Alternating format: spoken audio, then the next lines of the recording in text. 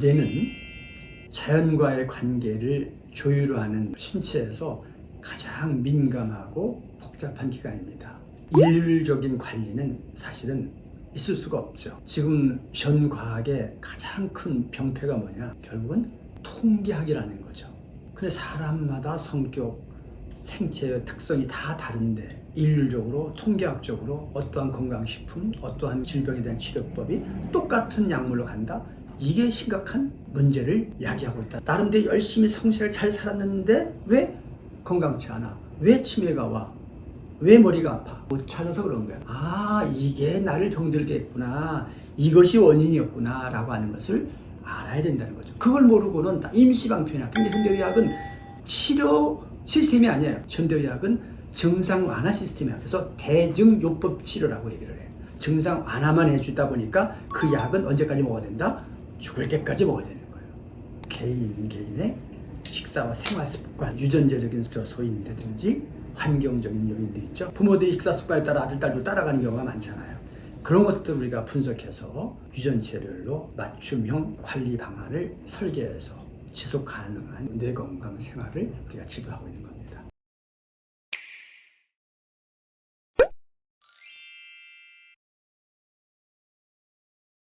나의 건강 상태에 딱 맞는 식생활 습관을 물어보셨어요.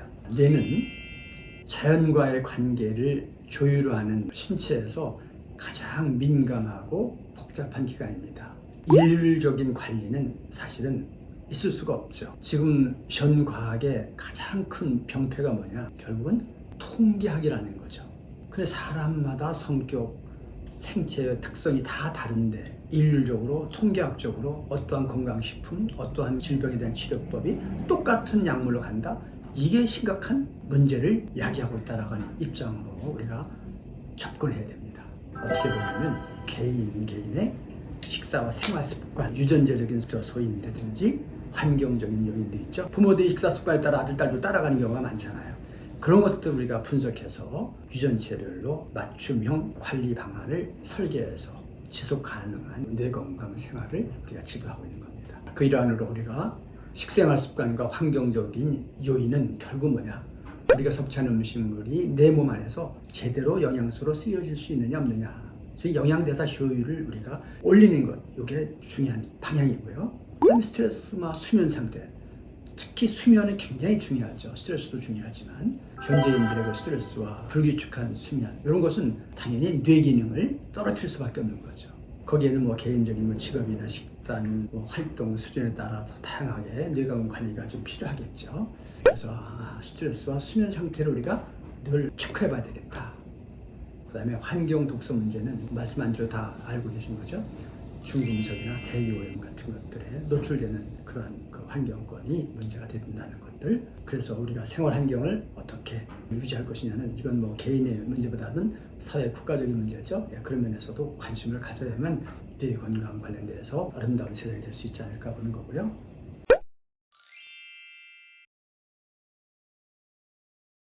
뇌 건강을 우리가 설명하려면 결국은 뇌 질환이 어떻게 발생되는지에 대한 그 프로세스를 우리가 좀 어느 정도 이해하면 되겠죠. 그죠? 어떻게 발생되느냐. 지속적인 이 스트레스 요소들이 있어요. 그건 음식도 있고, 생활도 있고, 사람과의 관계성도 있겠죠. 이러한 것들이 반복되다 보면 우리 몸에 드는 음식물들이 제대로 소화 흡수가 제대로 되지를 않아요. 그건 위에 뭐가 많이 생기고 가스독소리 많이 생기게 되면 그 면역세포 조직들이 기능을 제대로 못해. 그런 것들이 결국은 어떤 일을 만드냐면 교감신경, 긴장을 유도하게 되고, 그게 더 급속도로 가다 보면 급속도로 활성산소가 올라가면서 이 항산화력이 확 떨어져. 자, 항산화력이 떨어진다는 얘기는 몸에 생긴 독소들을 처리하는 시스템이 한마디로 무방비된 상태가 되는 거죠. 그때 환각이나 자각이나 공황장애 등 다양한 정신질환이 발생되는 거예요. 물론 그 흐름에서 뇌세포가 죽거나 뇌세포로 연결된 신경망이 상처를 입어서 방전될 정도로 끊어졌다든가 이런 일이 벌어졌을 때도 문제가 생기는 거죠. 깜빡깜빡할 수 있고 잊어먹고 치매 같은 것들이죠.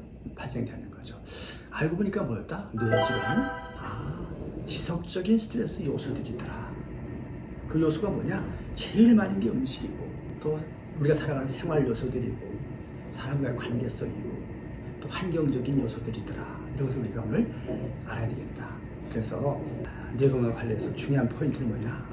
생체 내의 이 항산화 환경을 어떻게 유지할 것이냐, 그리고 마음의 안정 상태를 어떻게 해야 꾸준하게 유지할 수 있겠냐라고 하는 방안을 찾는 게 답이라고 보는 겁니다.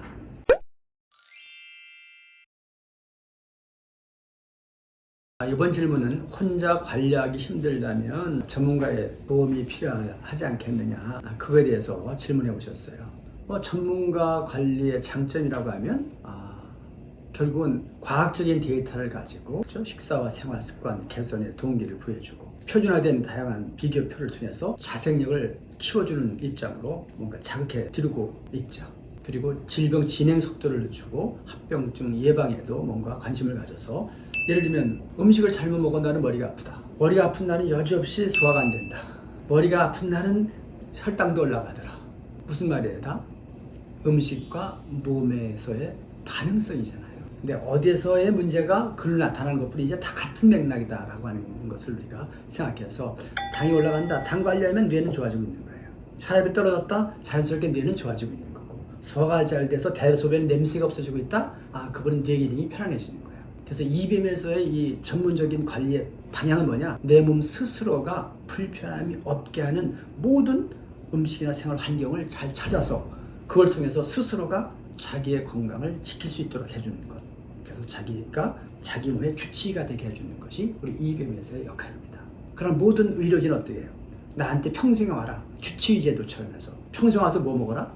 약 먹어라, 건강식품 먹어라. 근데 결국 내 몸에 병이 약이 없어서 건강식품이 없어서 생긴 게 아니라, 내가 아침, 점심, 저녁 사람과의 만남, 직장에서, 환경에서의 만남의 관계에서 형성된 증상인데 그것을 약으로, 건강식품으로 해결한다? 넌센스죠.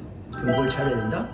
내가 만난 그 음식이든 환경권의 그 모든 것들 어디에서 문제가 있느냐, 그것을 찾는 게 답이다.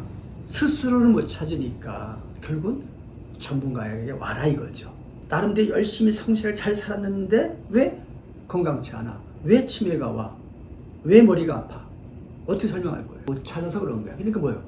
잘못을 못 찾기 때문에 전문가에게 가야 되는 거야. 이게 나를 병들게 했구나, 이것이 원인이었구나 라고 하는 것을 알아야 된다는 거죠. 그걸 모르고는 임시방편이야. 근데 현대의학은 치료 시스템이 아니에요. 현대의학은 증상 완화 시스템이야. 그래서 대증요법 치료라고 얘기를 해요. 증상 완화만 해주다 보니까 그 약은 언제까지 먹어야 된다? 죽을 때까지 먹어야 되는 거예요. 근데 원인을 없애니까 약 없이도 그냥 잡히는 거예요. 이게 큰 차이죠. 그러니까 EBM에서 원리는 뭐다? 내 몸이 불편해하는 모든 요소를 버리는 거예요. 이제라도 늦지 않았다. 그러니까 내 몸에 좋아하는 요소만 찾아서 평생 그놈을 데리고 사는 거야. 그 생활 방식으로 사는. 그러면 병이 오라고 해도 올 이유가 없고, 머리가 아프라고 사정해도 머리 아프질 않죠. 평생 머리가 아팠다는 사람들도 식사 생활 바꾸니까 하루 이틀 되면서 정상으로 가는 거죠. 예를 들면 그런 거죠.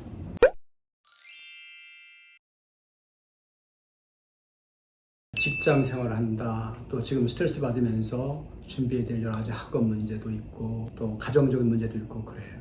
그거는 어떻게 해야 되겠어요? 내가 할 수 있는 것부터 하나하나 찾아보자는 거죠. 근데 아까 제가 말씀드린 대로 스트레스 요소가 오더라도 내 몸만 바로 서 있으면 이 스트레스를 이길 수가 있어. 근데 이게 작든 크든 얘가 약해져 있으면 내 뇌는 못 이기는 거예요. 그래서 첫 번째 할 일이 뭐냐? 결국은 내 몸을 살리는 쪽을 먼저 해야 돼. 그리고 몸을 살린다? 식사와 생활을 바꿔야 돼. 5가지 음식이 나왔어요. 한 가지밖에 없어. 한 가지 음식 밥하고 한 가지만 먹는 게 100번 낫다는 거지. 4가지를 통해서 불안정 연소됐을 때 그 독소 매연들이 뇌신경계를 불안하게 만든단 말이에요. 그러면 4가지를 안 먹고 한 가지만, 영양의 부족의 포인트가 아니에요. 한 가지, 2가지만 먹어도 결국은 문제가 없어. 흰쌀밥만 120일을 먹어도 영양이 문제가 없다라고 한 발표를 한 학자가 있었어요. 영양은 그렇게 우리 한국 사회는 그렇게 부족하지 않고, 그렇게 2-3가지, 1-2가지 먹는다고 해서 특히 한 끼, 아침 저녁은 집에서 먹고 점심 한 그렇게 먹는다고 했을 때는 큰 문제가 없을 수 있다는 거죠. 그래서 먼저 음식의 종류에서 일단 연소 효율을 좋게 하는 것을 먼저 찾고, 그 다음에 체력이 좀 키워지는 거에 맞춰서 내가 할 수 있는 일의 양도 2가지 중에서 하나를 줄이고, 조금 체력이 커지고 좀 했을 때 또 하나 더 늘려나가고, 사람의 관계에 너무 힘을 줄 때는 단절하고 좀 쉬고, 일도 마찬가지. 일정한 시간을 내서라도 좀 체력을 키워서 어느 정도 안정됐을 때 다시 직장 복귀든 일도 좀 하고, 이렇게 가면서 회복하지 않고는 방법이 없죠. 포인트가 뭐다? 몸을 먼저 살려놔야 다른 모든 것을 이길 수 있는 힘이 나온다. 지금 뭐 공황장애가 올 정도로 막 스트레스가 많다고 했단 말이에요. 공황장애의 핵심 키는 스트레스가 아니라 물질 대사 문제예요. 이런 스트레스로 인해서 음식을 못 먹고, 또 그런 바쁜 과정에서 음식 먹고 소화도 안 되고 잠을 자고, 또 스트레스 받은 상황에서 소화가 안 되는 음식을 또 먹고, 이런 것들이 악순환이 결국 공황장애를 만든 것이지, 스트레스가 공황장애를 만들 확률은 5% 10%도 안 된다는 거예요. 사람들이 거꾸로 알고 있어. 스트레스가 와서 얘가 왔고, 얘가 와서 못 망가졌다고 보는데, 내가 볼 때 거꾸로야. 못 망가져서 뇌 이상이 왔고, 뇌 이상이 오는데 거기서 나타나는 증상들이 공황장애다 뭐다 나타나는 거다. 이렇게 순서를 보면 맞아요. 물론 이 스트레스가 아주 심각할 정도로 장기적으로 갔다, 그랬을 때 영향을 받을 수 있어. 근데 그것만이 아니야. 그것이 오면 바로 뭐가 따라가요? 음식을 못 먹어, 소화를 못 시켜, 플러스 알파 돼서 같이 가는 거지. 이게 전부가 아니라는 거지. 핵심 키는 뭐다? 불안전 요소되는 생체 대사의 문제가 가장 큰 키다. 그걸 우리가 쳐다봐야 된다는 것을 말씀을 드리고 싶은 거고요.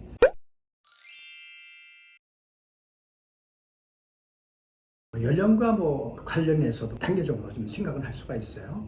디테일하지는 않지만 참고적으로 우리가 보면 청소년기에는 학습과 기억력을 극대화하기 위해서 집중력 강화나 두뇌 자극에 도움이 되는 것들을 섭취하면 좀 도움이 되겠죠. 중년기에는 서서히 세포가 노화되어 가니까 퇴행성 질환 관련돼서 뭐 스트레스 관리에도 우리가 포인트를 맞춰야 되고, 독소 처리 기능이 떨어지니까 다행히 노년기는 더 말할 것도 없죠. 기억력 보존이라든지 뭐 신경염증 같은 것들이 감소가 될 수 있도록 어떻게 우리가 그 식사와 생활할 것이냐에 관심을 가져야 되죠.